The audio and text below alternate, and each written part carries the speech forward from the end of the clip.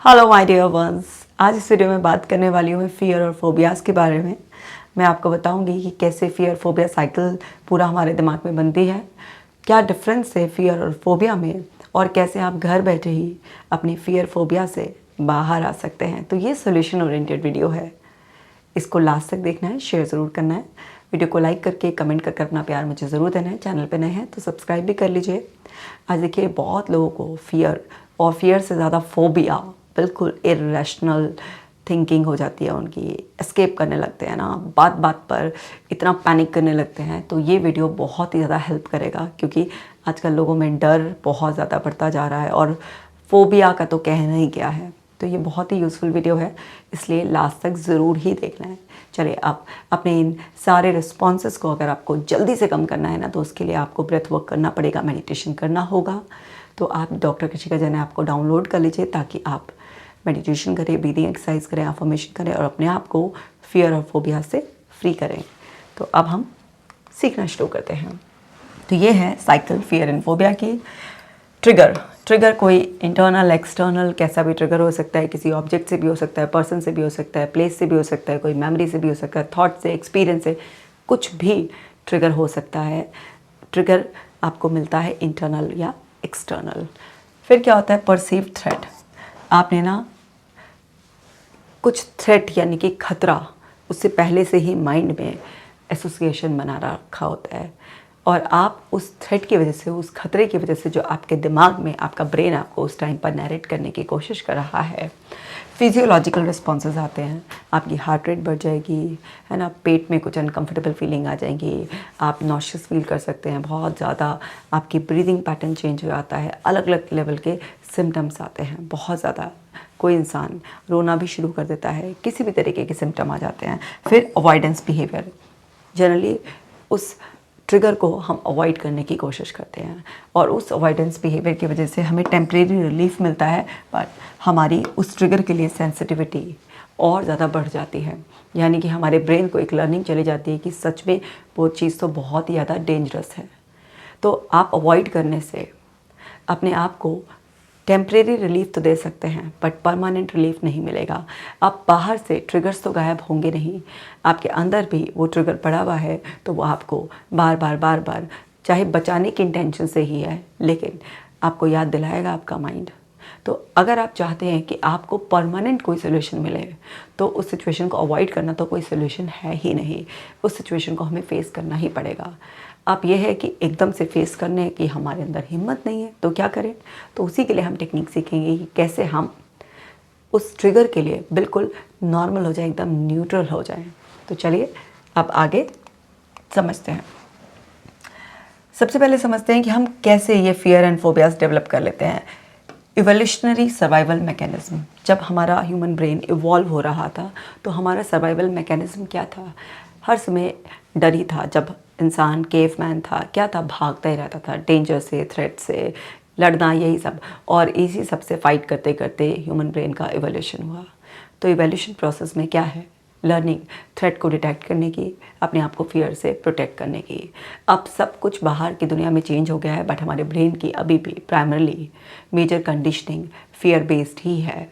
तो इसका एक रीज़न होता है कि इंसान बहुत जल्दी फियर को कैच करने लगता है, उसकी नेगेटिव मीनिंग निकालने लग जाता है, और उससे फिर ऐसा एसोसिएशन कर लेता है कि बिन बात के भी, बिना एक्टिव ट्रिगर मिले भी, जस्ट अजम्पशन के बेस पर भी वो डरना शुरू कर देता है। लर्नड एक्सपीरियंस, आपके सबको एक्सपीरियंस हुआ, जैसे किसी डॉग ने बाइट कर लिया, तो अपने खुद के एक्सपीरियंस से भी क्या होता है, एक फियर आ गया, और धीरे धीरे फिर बिल्कुल उसका फोबिया का रूप भी ले लिया उसने। मतलब एक फियर है कि अगर डॉग देखा तो आपको सच में डर लग रहा है, लेकिन यहाँ पर डॉग आ सकता है, इस गली में डॉग आ सकता है, सड़क पर डॉग होते हैं, और मुझे जाना ही नहीं यहाँ के लिए। तो ये क्या हो गया? बिल्कुल फोबिया रिस्पॉन्स हो गया आपका। Genetic and brain chemistry, genetic का भी रोल होता है ना। और आपकी जो ब्रेन केमिस्ट्री है, अगर अमिगडाला आपका ओवर स्टिमुलेटेड रहता है, आप फाइट फ्लाइट में बहुत ज़्यादा घूमते रहते हैं, आपके वर्किंग एनवायरनमेंट ऐसे ही हैं, आपके पेरेंट साइड में कहीं पर भी मैटरनल या आपके जो है ना पैटर्नल साइड पर कुछ लोगों को ऐसी हिस्ट्री रही है जहाँ पर बहुत ज़्यादा डरने वाले, एंग्जाइटी प्रोन लोग ज़्यादा थे, तो वहाँ से भी जेनेटिक ट्रांसफ़र की वजह से भी ऐसा आता है। क्योंकि ऐसे बच्चों को एनवायरनमेंट भी बेसिकली वैसा ही मिलता है ना। अगर कोई पेरेंट डर रहा होता है तो उसने देखा होता है इस तरीके से, तो उससे सीखा होता है। ऑब्जर्वेशनल लर्निंग, आपके साथ ऐसा नहीं हुआ लेकिन किसी दूसरे के साथ हुआ और आपने उसको विटनेस किया, तो वहाँ से भी लर्न करके आपके अंदर फियर फोबियाज डेवलप हो सकते हैं। कॉग्निटिव बायसेस, हमारा दिमाग जब फिल्टरेशन प्रोसेस में जाता है तो कोई भी इवेंट जो बाहर की दुनिया में होता है वो इवेंट हमारे अंदर वैसी की वैसी रिप्रेजेंटेशन नहीं होती है, उसमें बहुत सारे बायसेस लगते हैं जिसकी वजह से कुछ इन्फॉर्मेशन को डिलीट कर देता है, यानी कि सेलेक्टिव अटेंशन पे करता है, और कुछ को डिस्टॉर्ट कर देता है, बिल्कुल मॉडिफाई कर देता है, और कुछ को जनरलाइज कर लेता है पुराने एक्सपीरियंसेस के बेसिस पे, यानी कि उसकी एक्सेप्टेंस हो जाती है। तो बहुत सारे बायसेस होते हैं ना, तो जैसे एक कैटास्ट्रॉफिक वो है ना, इस तरीके से बहुत सारे बायसेस होते हैं जिसके बेसिस पर हम किसी चीज़ को फियर की तरह, फोबिया की तरह परसीव कर लेते हैं। अब difference between fear and phobia. Fear क्या है? Natural response to danger. अगर खतरा है तो डर सबको लगता है, लगना भी चाहिए, क्योंकि अगर बिल्कुल नहीं डरेंगे तो अपनी जान गंवा बैठेंगे। और फोबिया क्या है? Irrational intense fear of a specific object और सिचुएशन। किसी भी सिचुएशन या ऑब्जेक्ट में स्पेसिफिकली किसी चीज़ से आपको बहुत ज़्यादा इरेशनल रिस्पॉन्स आ रहा है, यानी कि आपको पता है वहाँ पर ऐसा कुछ नहीं है लेकिन फिर भी आपके अंदर से वो रिस्पॉन्सेस आ रहे हैं। Temporary and subsides once the threat is gone. Fear आपका टेम्परेरी फीलिंग होती है, जैसे वो ट्रिगर ख़त्म हुआ तो वो फीलिंग्स एकदम नॉर्मल हो गई। फोबिया क्या करता है? Persistent and last for 6 months और मोर, और ये लगातार बना रहता है। ये कम से कम 6 महीना या उससे भी ज़्यादा समय धीरे धीरे सेटल होने में लगाता है, क्योंकि इरेशनल है ना, एक्चुअल में है नहीं। एक्चुअल में कुछ हो तो उसको फेस भी कराया जाए, और यहाँ पर कुछ है नहीं, बस लग रहा है, वो रिस्पॉन्सेस आ रहे हैं। Fear can be managed and rationalised. Fear को आप मैनेज कर सकते हैं और रैशनलाइज कर सकते हैं, but phobia causes extreme distress and leads to avoidance behaviour. जब आप फोबिक हो जाते हैं तो आप उसको फेस नहीं कर पाते हैं, एकदम रिलीफ नहीं मिलता है, और उसमें अवॉइडेंस बिहेवियर ज़्यादा आता है, बहुत ज़्यादा डिस्ट्रेस होता है। Fear does not interfere with daily life. अब डर है लेकिन आप डेली लाइफ के फंक्शंस आराम से करते रहते हैं। यहाँ पर significantly impacts daily life and routine, बहुत ज़्यादा इम्पैक्ट करने लगता है, मतलब वो पर्सन डिसफंक्शनल हो जाता है। तो आप डरें, नॉर्मल सी बात है, हम सभी डरते हैं और डरना ज़रूरी भी होता है। बिल्कुल ही डर नहीं होगा तो फिर हम खतरे में खुद को डाल लेंगे, पर उस चीज़ को बहुत हाई इंटेंसिटी के साथ इरेशनल वे में जब हम एक्सपीरियंस करते हैं वो फोबिया हो जाता है, यानी कि उसमें इतने ज़्यादा इंटेंस फिजिकल सिम्टम्स होते हैं, आपका माइंड आपको फेक स्टोरीज़ सुना रहा होता है, कुछ लोगों के दिमाग में कुछ विजुअल्स चल रहे होते हैं, कुछ के अंदर सिर्फ बॉडीली सेंसेशंस, फीलिंग्स बहुत ज़्यादा होती हैं, और एक्चुअल में बैक ऑफ माइंड उनको पता भी होता है ऐसा कुछ नहीं है, लेकिन वो जो रिस्पॉन्सेज आ रहे होते हैं उनके, उसकी वजह से उनको उस टाइम पर समझने में बहुत दिक्कत आती है, क्योंकि उनका रैशनल ब्रेन जो होता है, प्रीफ्रंटल कॉर्टेक्स, वो इतनी अच्छी तरीके से फंक्शन नहीं कर रहा होता, अमिगडाला ओवर स्टिमुलेटेड होता है, जिसकी वजह से बहुत हाइटेंड एंग्जाइटी होती है। अब देखिए फियर एंड फोबियाज को कैसे दूर कर सकते हैं। Fear exposure, incremental desensitization.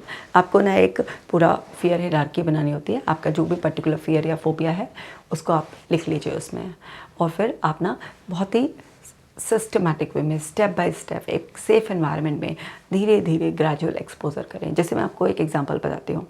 एक लड़के को ना डॉग से बहुत ज़्यादा फोबिया डेवलप हो गया था, मतलब अगर डॉग कहीं दूर से भी दिख जाए ना तो उसकी बहुत ही ज़्यादा बुरी हालत हो जाती थी।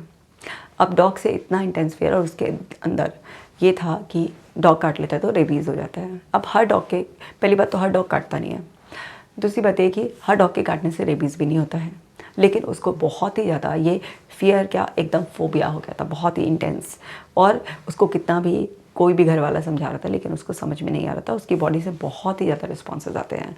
तो बहुत ही ग्रेजुअली धीरे धीरे धीरे धीरे एक्सपोजर कराया जाता है। तो पहले डॉग की पिक्चर दिखाए, फिर डॉग के वीडियोज़ दिखाए, फिर फ़ोटो, उसके जो फ़ोन का वॉलपेपर था वो डॉग का एक फ़ोटो, उसका फ़ोन का वॉलपेपर बनाया। बहुत धीरे धीरे धीरे धीरे उसके रिस्पॉन्सेज को सेटल किया गया, उसके साथ बहुत ज़्यादा ब्रेथ वर्क किया गया, उसको धीरे धीरे रैशनल भी किया गया, क्योंकि वो शुरुआत में तो सपोर्ट ही नहीं कर रहा था, बिल्कुल भी समझने के लिए तैयार ही नहीं था। तो फिर धीरे धीरे धीरे धीरे उसको सेटल कराया गया इस तरीके से, और कहीं जाकर 6-7 महीने के बाद एक्चुअल में दूर से डॉग को उसको दिखाया गया एंड धीरे धीरे और पास और पास और पास, और उसका एंड रिज़ल्ट ये निकला महीनों की मेहनत के बाद कि अब वो डॉग अगर पास से निकल जाए तो उसको कोई प्रॉब्लम नहीं होती है। तो जब बहुत ज़्यादा फोबिया हो जाता है किसी पर्सन को ना, तो बहुत प्रॉब्लम आती है। एक्चुअल में उसके साथ ना पहला एक इंसिडेंट था जो उसको याद नहीं था कि डॉग जब वो छोटा था एक बार तो उस पर झपट गया था, उसको काटा भी नहीं था लेकिन झपटा था और वो बहुत ज़्यादा डर गया था। तो उसके अंदर वो रिप्रेस्ड मेमोरी थी जो उसको याद नहीं थी, बिल्कुल भी याद नहीं थी, और उसके अंदर वहाँ से वो फोबिक रिस्पॉन्स अपने आप ही अंदर आता रहता था। तो आपको कॉन्शियसली जो चीज़ें याद नहीं है, सबकॉन्शियसली भी जो चीज़ें याद नहीं है, ऐसा नहीं है कि वो आपके अंदर है नहीं, वो आपके अनकॉन्शियस लेवल पर पड़ी रहती है। और आपका माइंड कॉन्शियस, सबकॉन्शियस, अनकॉन्शियस हर लेवल से वो पास्ट स्टोर जो एक्सपीरियंसेस होते हैं ना उठाकर करंट सिचुएशन में आपको उनसे बचाने की हर संभव कोशिश करता है, क्योंकि इवैल्यूएशन प्रोसेस में क्या हुआ, थ्रेट ही डिटेक्ट करना आज भी ब्रेन का मेन काम है, आपको सेफ रखना। दूसरा है कॉग्निटिव रीस्ट्रक्चरिंग। आपको अपने थॉट पैटर्न को चेंज करना होता है। तो आप क्या करें, जो भी आपके दिमाग में डायलॉग्स चल रहे हैं उसे लिखें आप और पूछें कि क्या एविडेंसेस हैं। जो मुझे डर लग रहा है, जो मेरा ब्रेन मुझे स्टोरी बताने की कोशिश कर रहा है, क्या उसके एविडेंसेस हैं, उसके अगेंस्ट भी और उसके सपोर्ट में भी। अच्छा, आप पिछली बार डरे थे या आपने ट्राई किया था, उसका क्या रिजल्ट निकला, किस तरीके से आपकी डेली लाइफ हैम्पर हो रही है। अगर आप फेस करते हैं तो क्या ज़्यादा से ज़्यादा बस रिस्क है। अगर आपके साथ जो आपका डर है वो सच होता भी है तो कितने चांसेस हैं कि आप उससे ओवरकम कर जाएंगे। क्या क्या हेल्प सपोर्ट आपके पास अवेलेबल है। क्या इसी तरीके की सिचुएशन में दूसरे लोग होते हैं तो वो भी इसी तरीके से डील करते हैं इन सिचुएशन को जिस तरीके से आप कर रहे हैं, या इसको डील करने के और भी तरीके हो सकते हैं। इस तरीके से जब आप सही क्वेश्चंस अपने आप से पूछते हैं और उनके जवाब लिखते हैं तो आपको बहुत क्लैरिटी आती है और आपके माइंड में जो आपने एक पूरा का पूरा पिक्चर सेट कर रखी है उसके अंदर बहुत सारे एडजस्टमेंट आप करते हैं, उसको शिफ्ट करने में आपको बहुत ज़्यादा मदद मिलती है। और इस कॉग्निटिव रीस्ट्रक्चरिंग से आपके अंदर एक हिम्मत डेवलप होती है और आप उस सिचुएशन को फेस करने का करेज डेवलप कर पाते हैं अपने अंदर। और जब आप उसको फेस करते हैं तो आपके अंदर से वो फीलिंग्स ख़त्म होने लग जाती हैं। और है पैराडॉक्सिकल इंटेंशन, यानी कि बिल्कुल ऑपोजिट करना है। अगर आपको डर लग रहा है और आपको बहुत रिस्पॉन्स आ रहा है, आपकी हार्ट बीट बढ़ रही है ना, तो आप ना कि चलो देखता हूँ मैं और कितनी हार्ट बीट बढ़ती है, और ऐसी सिचुएशन में डालें जहाँ पर थोड़ी और हार्ट बीट बढ़ रही है। किसी भी तरीके से जो भी सिम्टम आ रहा है, ठीक है, हाथ पैर काँप रहे हैं तो और ज़्यादा कि देखता हूँ और कितने ज़्यादा काँपते हैं, कि आज काँपने दो, आज देखते हैं कितने ज़्यादा हो रहा है।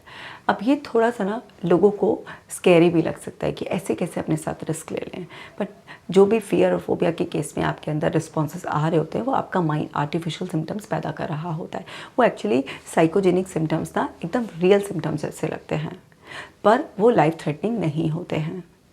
तो आपके बॉडी को और आपके माइंड को वो सिम्टम्स एक्सपीरियंस करने का ना एक टाइम होता है। अगर आपने उस टाइम को पास होने दिया तो अपने आप ही वो जो एंग्जाइटी वाले सिम्टम्स हैं जो इतने इंटेंस हैं वो अपने आप ही डाउन हो जाएंगे।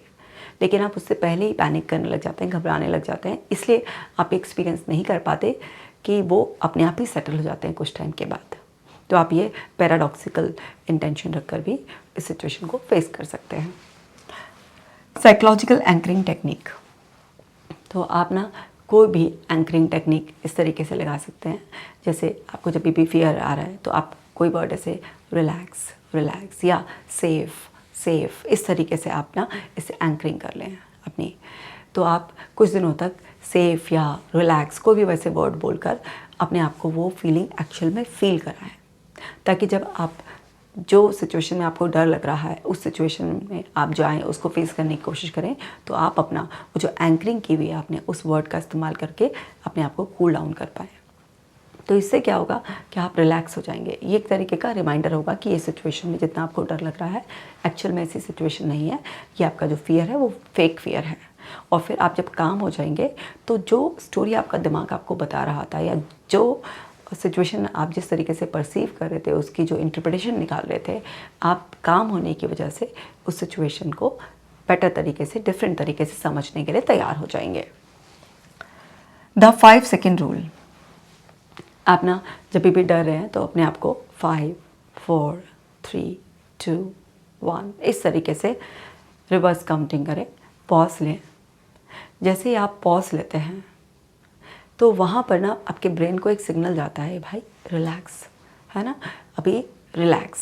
अब ऐसे ही आप 4-5 बार करेंगे, 5 4 3 2 1, बार बार इस तरीके से पॉज ले रहे हैं, तो आप देखेंगे कि आपकी फीलिंग्स ना अपने आप ही सेटल होना स्टार्ट हो जाएंगी। इमीडिएट हमें भागना नहीं है उस सिचुएशन से, क्योंकि इतना थ्रेट नहीं है एक्चुअल में जितना कि आपका ब्रेन आपको बता रहा है। आपके ब्रेन के पास ये जो सारी की सारी इन्फॉर्मेशन है, ये कहीं ना कहीं भी मैंने बताया कहाँ से आई है। अब आपने उस पर बार बार अवॉइडेंस का एक्शन लिया, तो आपके ब्रेन को ना जो भी आप एक्शन लेते हैं वो रियल लगता है। तो ब्रेन की कोई गलती नहीं है उसमें, तो जो भी कुछ आप स्टोर कर रहे हैं एक्सपीरियंस, वो तो उसके बेसिस पर ही आपको बार बार अलर्ट करता है। तो आप ये समझे पहले कि जो भी सिचुएशन आपको डरा रही है, अब आपको बहुत ही इरेशनल लेवल पर भी जाकर फियर लग रहा है, बहुत सिम्टम्स भी आ रहे हैं, तभी भी आप सेफ हैं, क्योंकि ये आपके ब्रेन का नाटक है, इससे ज़्यादा कुछ नहीं है। इतना तो आपको समझना ही पड़ेगा, तभी आपके लिए कोई भी टेक्निक काम करेगी। तो जैसे आप इसको रिपीट करेंगे 4-5 बार, तो आप देखेंगे कि वो बार बार शॉर्ट प्रोसेस से ना आप उस सिचुएशन में स्टे करने लग जाएंगे, एकदम से भागेंगे नहीं। और जब उस सिचुएशन में आप रहेंगे तो डेफिनेटली धीरे धीरे आपको समझ में आ जाएगा कि ऐसा कुछ डरने वाली बात है नहीं। और वर्चुअल रियलिटी यानी कि विजुअलाइजेशन थेरेपी आपको करनी है, तो आप अपनी आंखें बंद कर कर ऐसे अंदर एक रियलिटी क्रिएट करें कि जैसे आप ना बिल्कुल नॉर्मल तरीके से, जैसे और दूसरा कोई इंसान उस सिचुएशन को फेस करता, बिल्कुल नॉर्मल वे में आप ऐसे ना उस सिचुएशन को फेस करें, मतलब प्रिटेंड करें आप उसे। अगर आप ऐसे प्रिटेंड भी कर रहे होते हैं तो भी आपके सबकॉन्शियस माइंड को लगता है कि ये चीज़ रियलिटी में हो रही है, और क्योंकि आप इसे मेंटल रिहर्सल के रूप में कर रहे हैं, तो माइंड में अगर ये चीज़ बन गई तो आप एक्चुअल में भी इसको करने की हिम्मत जुटा पाएंगे। तो पूरा विजुअल्स ऐड करके, अपने पॉजिटिव डायलॉग्स ऐड करके, आप उसे पूरी फीलिंग के साथ, पूरे बिलीफ के साथ, प्रॉपर एक्शन लेते हुए उस रियलिटी को अपने दिमाग में क्रिएट करें। और आपके माइंड में जितना विविडली, जितना क्लियरली आप उसे क्रिएट करेंगे, उतना ईजी हो जाएगा एक्चुअल एनवायरनमेंट में उस सिचुएशन को वैसे ही फेस करना। और है पावर ऑफ ह्यूमर। आप डर रहे हैं, अब आपको पता तो चल गया कि मेरे अंदर का डर है, मेरा फोबिया है, तो आप ना उस सिचुएशन को, जो आपका दिमाग बता रहा है, जो भी स्टोरी सुना रहा है ना, आप हंसना शुरू कर दें उस पर। क्योंकि जब भी आप किसी भी चीज़ पर हंस रहे होते हैं तो क्या है, उससे तो आपको डर लगेगा ही नहीं। बिल्कुल अपना ही थोड़ा मजाक उड़ाना शुरू कर दें, अपने आप को ही कोई ऐसे प्यार भरे प्यारे से नाम देना शुरू कर दें, क्या डरपोक है, क्या फट्टू जैसी बातें कर रहा है, क्या ये पागलपन है। इस तरीके से ना आप ना हंसना शुरू कर दें। और जब आप हंसना शुरू करेंगे तो क्या होगा, धीरे धीरे आपकी वो जो डर वाली फीलिंग्स है ना, वो सेटल होना स्टार्ट हो जाएंगी। और आप ना उसमें, उस मेमोरी में जो आपके अंदर डर की है, तो उसमें आप अपने आप को बहुत ही पतला सा एक कार्टून की तरह भी देख सकते हैं, जो इस तरीके से डर के ऐसे वो कर रहा है, एंड देन फिर आप उस पर हंस रहे हैं। एंड फिर आप क्या कर रहे हैं कि मैजिकली अपने उस जो करंट सेल्फ है, जो डरपोक वाला सेल्फ है, उसको इस तरीके से रिप्लेस करके, मैजिक करके आप क्या कर रहे हैं, उसमें एक स्ट्रॉन्ग कैरेक्टर डाल रहे हैं। वो स्ट्रॉन्ग कैरेक्टर आया, अपनी बाहें चढ़ाता हुआ और उस सिचुएशन को बढ़िया तरीके से फेस करा, और आप जो है ना हंस रहे, कह रहे वाह मज़ा ही बांध दिया, क्या कमाल हो गया, इस तरीके से। ये थोड़ी फ़नी टेक्निक है, पर ये काम करती है, क्योंकि आपके सबकॉन्शियस माइंड के लिए आप किसी भी तरीके से कुछ भी ऐसे कॉग्निटिव फीड करते हैं, वो सब आपके सबकॉन्शियस माइंड के लिए काम करता है, क्योंकि सबकॉन्शियस माइंड लॉजिक पर काम नहीं करता, वो इसी तरीके से विजुअलाइजेशन पर और इमोशंस पर काम करता है। इसलिए ये फ़नी सी टेक्निक भी आपके लिए इफ़ेक्टिव हो जाती है।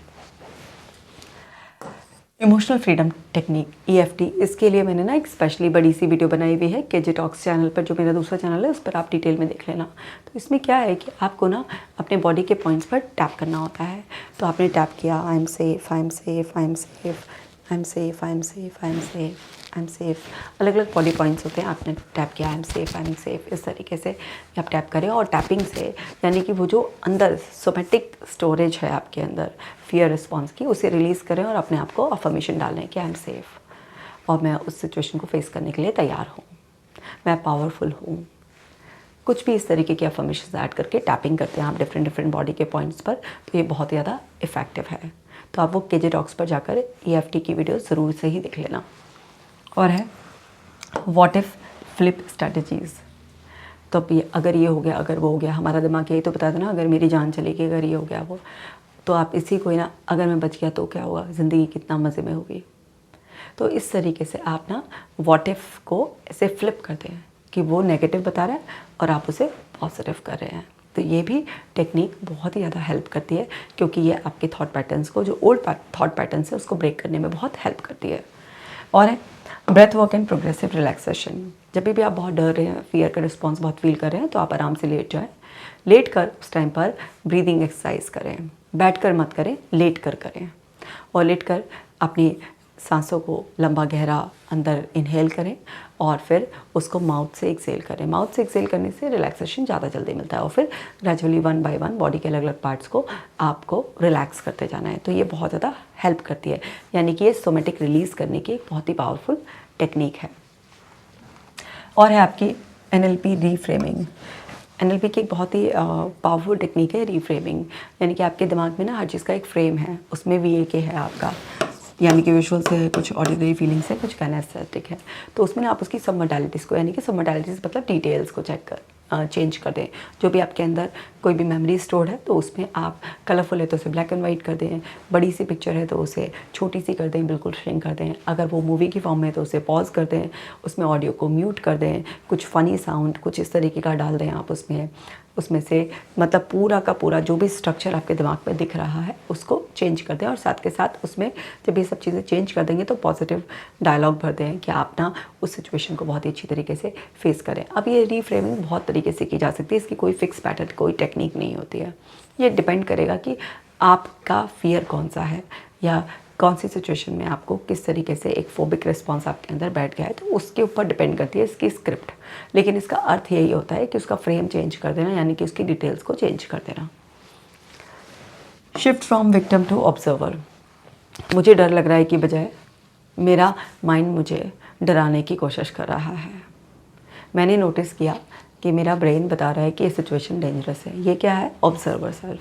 तो आप अपने आप को विक्टिम ना मान के ऐसे ऑब्जर्व करें कि आपका ब्रेन आपको ये स्टोरी बताने की कोशिश कर रहा है और बॉडी ब्रेन के लिए एक सर्वेंट की तरह उसको सर्व कर रही है, यानी कि वैसे रिस्पॉन्स दे रही है जो वहाँ से सिग्नल्स आ रहे हैं।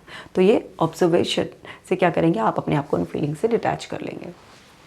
और होती है सेल्फ रिवॉर्ड सिस्टम। जब आप फेस करें उस सिचुएशन को तो अपने आप को शाबाशी दें, रिवॉर्ड दें, कुछ भी दे सकते हैं। अपने आप को 10 मिनट का कोई रेस्ट दे सकते हैं, अपना फेवरेट खाना खा सकते हैं, कोई अच्छा मनपसंद एक्टिविटी कर सकते हैं, म्यूज़िक सुन सकते हैं, किसी भी वे में रिवॉर्ड करें अपने आप को। Fear journal and evidence collection. और जब भी आप डरे थे आप उसे लिखें। देखें कि आपने जब उसे फेस करने की कोशिश करी, कुछ भी नहीं आया, तो आपके पास एविडेंसेस आए कि ये फेक है। तो इस तरीके से जब आप जर्नलिंग करेंगे तो आप उसको जर्नल को रिव्यू करेंगे तो आपको पता चलेगा कि आपका ब्रेन जिस तरीके की स्टोरी सुना रहा था, आपने हिम्मत करी उसको फेस करने की, ऐसे तो कुछ भी नहीं हुआ। तो आपके पास एविडेंसेस आएंगे, वो एविडेंसेस आपका कॉन्फिडेंस बढ़ाएंगे। और role play and controlled stress. Role play करें अपने किसी फ्रेंड के साथ, फैमिली मेम्बर के साथ या थेरेपिस्ट के साथ भी कर सकते हैं कि आप जो है ना उस सिचुएशन में नॉर्मली कैसे बिहेव कर रहे हैं।